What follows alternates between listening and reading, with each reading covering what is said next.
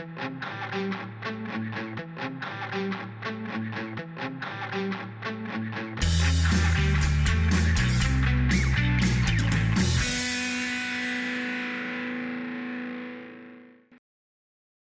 and welcome to FinTech Focus TV with me, Carl Charlson, Customer Success Director at Harrington Star. We're filming today live at the Excel in London at the fantastic FinTech Connect event. I'm joined by Kartik from ComplyStream. Kartik, nice to meet you. Same here. Nice to meet you, Carl, and thank you so much for the opportunity. Absolutely welcome. So, Kartik, tell us a little bit about the company and your background as well. So I would say three things about myself and the company. I come from like 20 years of background in financial services, fintech, and payments. Kept hearing the same three problems time and time again: process, data, and systems. Yeah. And I was like, someone needs to do something about it. And that's where the journey with ComplyStream started 2 years ago.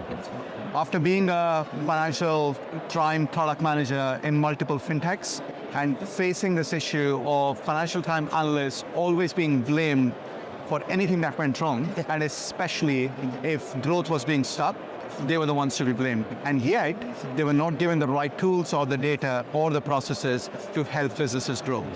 That's the whole ethos behind ComplyStream. Yeah.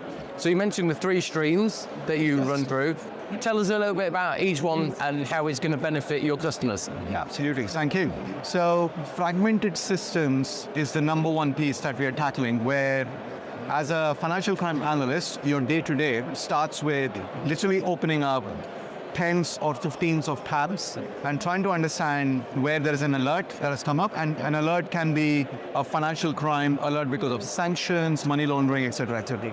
So use system number one to find that out. You then use system two to try and understand about the customer, and then a system three for payments, and a system four to try and communicate with the end customers.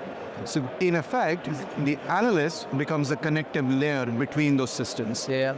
Number two, you have processes where, can you imagine where an analyst is trying to speak to a customer and then literally sending the same email over and over again. Yeah. They're literally living in their inboxes rather than trying to investigate the crime that may have happened. And number three, you have data that is so all over the place that you're literally almost forcing someone. Like in one example, one of my colleagues had to learn SQL to try and figure out the data from a system. Okay. Yeah, sounds like a quick fix. Yes, yes. Yeah. Well, that's good. So out of those three streams, you mentioned data. Now, it's the hot topic everywhere. AI, machine learning data, it's everywhere. So how are you making sure that your data and your ability to help clients with their data is at the forefront? Excellent question. So first and foremost, we are absolutely focused on two big pillars. One is information security, and the other is data privacy. So what we don't do is we do not take our customers' information and actually train the underlying models. In fact, we don't even go straight into the underlying models. It's all through the existing infrastructure that we have either at AWS or GCP and so on. The critical aspect here, though, is the nuances that get introduced with every financial crime use case. Yeah. Plus, you have the nuances around what is the jurisdiction in which a company is operating, what is the customer type, is it a corporate, is it a consumer, etc., etc. So we do the heavy lifting in bringing together different prompts that can then harness all of that data that we have collected, and then actually come back to the customers and present to them, this is what we think the data is trying to tell us. So effectively using the power of LLMs and generative AI, but a big aspect that we do not, take at all for granted is the human in the loop. Yes. So it is the human who is then looking at all of the inputs coming out from the AI layer and then saying this looks right, this looks wrong, and so on. And that is in turn training the information that we are then presenting back. Excellent. Now, we are at FinTech Connect in London, day two. What have been your key takeaway, key learns, and what have you enjoyed about being here? Yeah.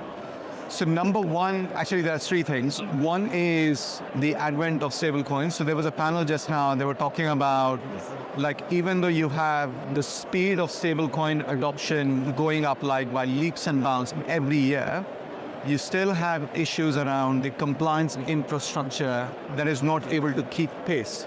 Right. So for instance, they were talking about the specific use case around how TradFi, you have the situation around where everyone feels comfortable that we have the information that we need to solve TradFi use cases. But in effect, when you look at crypto, you have better traceability in crypto / blockchain.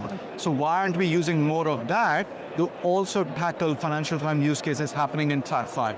So there is a lot of merge that needs to happen between TradFi and the crypto space. So that is number one, top of mind.